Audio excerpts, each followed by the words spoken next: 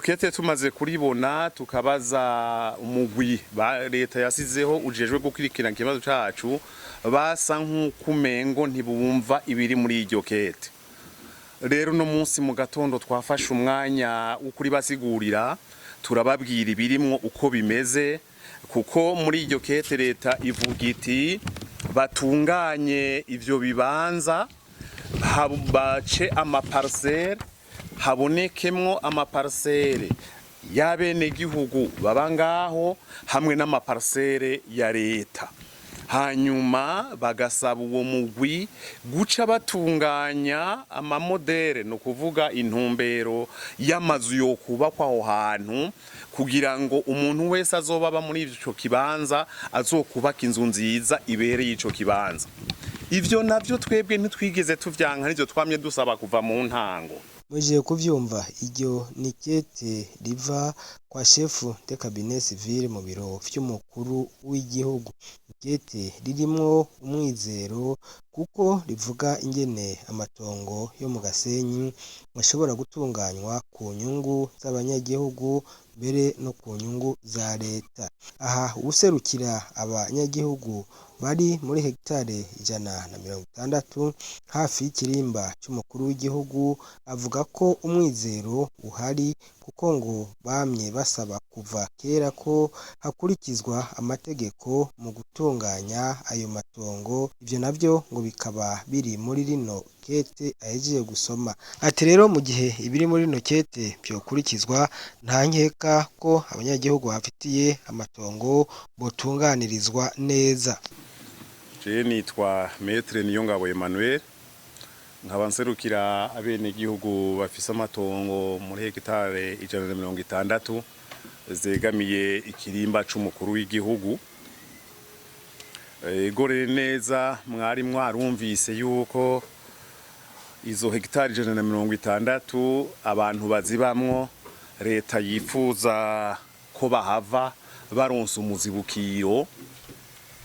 Hanyuma bakaba bari bafise amakenga menshi cane yo kwiyumvira iyo bazoca baja mu gihe amaparcelle ari ngaha hafi yaha tuba azimvye cane.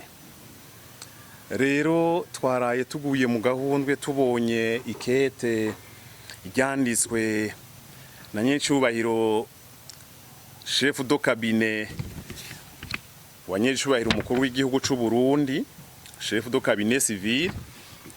Iryo kete rimeze neza cane, mugabo ryasohotse itariki 25 z'ukwezi kwa gatandatu 2021, tukaba twaribonye ejo ryaranyegejwe.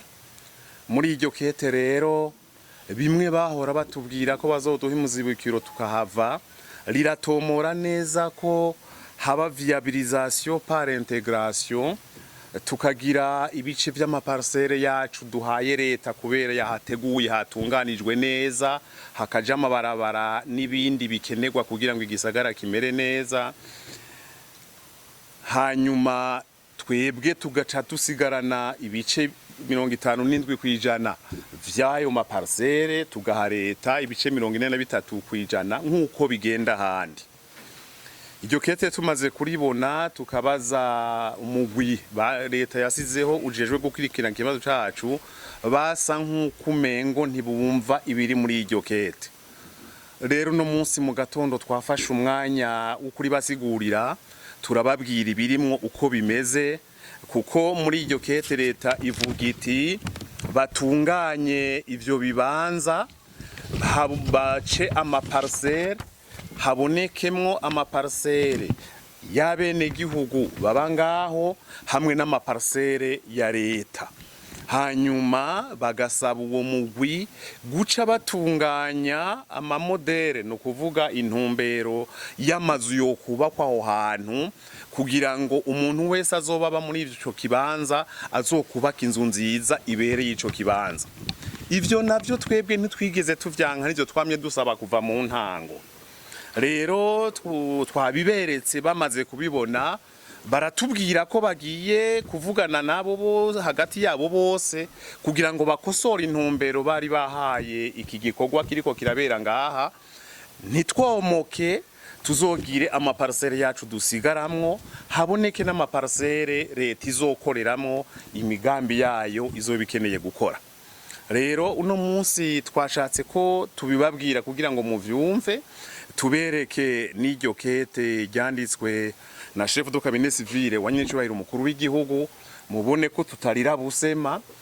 Igihe twaheruka mu nama nabo bari bagenywe na nyine umukuru w'igihugu, batubwira ko bazoduha umuzibukiro tugaca tugenda, tubabwiye ko baduhaye umuzibukiro tukagenda boca baduha amaparcelle, twarabonye ko bagonanwa. Mugabo twibaje tumaze kubona Ikete twaciye tubona ko bagonanwa kubera barizi, ntitwari gusaba amaparcelle kandi nyene icubahiro umukuru w'igihugu atatwirukanye atadukuye ngaha, yadusavye gusa ko twofashanya nabo yari yatumye kugira ngo hatunganywe neza, habe ikibanza kimeze neza kibereye kubana n'ingoro ya nyene icubahiro umukuru w'igihugu. Aha rero abafitiye amatongo muri ubwo buringanire baribaza igituma ari umugwi washinzwe ngo utunganye ibijanye n'ayo matongo ivyerekeye umuzibukiro, ariko rero ngo n'ubu bikaba bitarashirwa mu ngiro. Reka rero n'ubu dusubire tumwumvirize. Twebwe nitwo dushobora kugisigura, ahubwo kiradutangaza. Umugwi leta yashizeho ntitwumva ingene udashobora gushira mu ngiro ivyo wabahaye akazi yabashikirije wenyene, kuko muravira Ikete uko rivuga, ntirivuga gutanga umuzibukiro kugira ngo abantu bagende, rivuga gutunganya ikibanza hakaboneka amaparcelle abene gihugu bajamwo n'amaparcelle leta izokoreramwo n'ibisanzwe viabilisation par intégration mu kinyamazuru, bakahatunganya bakahaca amabarabara, hakaboneka ivuriro, hakaboneka isoko, hakaboneka n'amashure, hanyuma bagaca bahashira intumbero y'ukuhubaka neza amazu meza abereye ikibanza gikorerwamo na nyencubahiro umukuru w'igihugu. Rero Ikete rivuga uko, tukaza tumva batubwira ngo tugira tubaho umuzibukiro mugende.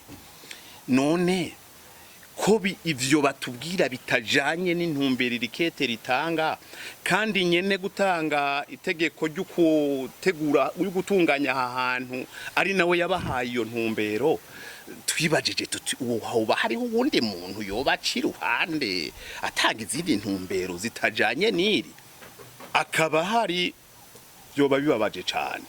Mugabo nimba kwabaye ukwihenda atawundi ahari, twibaza barisomye ni Ikete ritomoye, nta kintu na kimwe kitumvikana kiri muri ryo, babirishize mu ngiro bazodutunganiriza dutekane twese.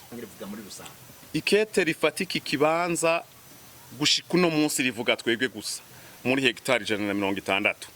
Mugabe Ikete ribasaba gushira mu ngiro gutunganya ibirere vyose bikikuje ingoro ya nyine cubahiro umukuru w'igihugu, rirashiramwe ibindi bibanza navyo nkuko tuhiziga iminsi tuvyumva, bariko bariyumvira gusohora irindi tegeko nabo nyene rihafata hanyuma bahatunganye. Nico gituma twagira tuti ryari Ikete ritomoye, rivuga ibibanza vyose bikikuje ingoro ya nyine cubahiro umukuru w'igihugu. Muri ico gihe bariko barabikora rero, ntitwibaza ko kwabaye ukwihenda, boba batashimye gufata umwanya ukwiye ngo bategure ibikenewe, bakora ivyo intumbero y'umukuru w'igihugu ibasaba yonyene. Bashatse gushiramwo ibindi, ni naho duca dutangura kugira ingorane yo kuburiyo tuja niyo tuva, kandi turabene igihugu batunganirizwa n'abarongoye igihugu nkuko tubona bari bavyanditse kandi bakavyandika neza. Ico dusaba uyu mugwi nta gishasha kirimwo, ko twamye tugusaba gukurikiza amategeko, nukurikize n'intumbero wahawe na nyine cubahiro umukuru w'igihugu, hanyuma udutunganirize nk'abene igihugu, ntuduteranye na nyine cubahiro umukuru w'igihugu kandi tumukunda twe twamwitoreye. Mwomenya rero ko abanyagihugu bafitiye amatongo aho mu Gasenyi haheze imyaka irenga 7 barorereye ko bashobora kuronka umuzibukiro, ariko n'ubu bakaba batarawuronka.